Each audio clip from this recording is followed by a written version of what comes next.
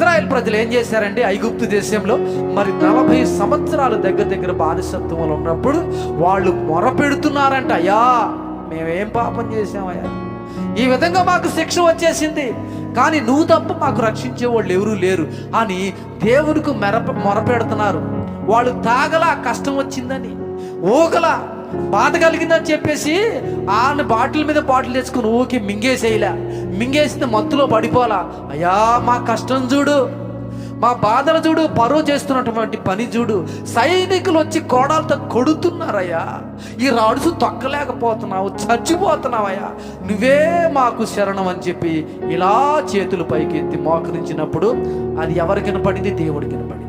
దేవుడికి వినపడిన వెంటనే మరి నడిపించేదానికి ఒక నాయకుడు కావాలి కదా.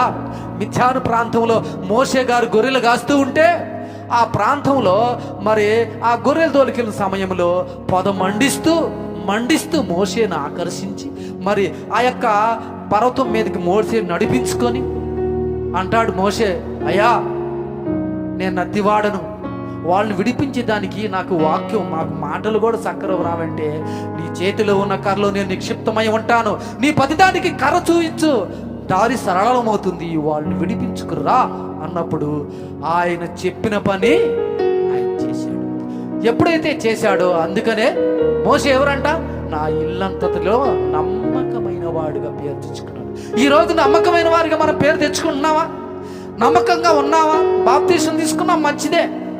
మరి యథార్థంగా నడుచుకుంటున్నావా? మరి ఓ తొలి మెట్టు ఎక్కిన తర్వాత ఇంకొక మెట్టు ఎక్కి పరలోక రాజ్యం వైపు నీ ప్రయాణాన్ని కొనసాగిస్తున్నావా?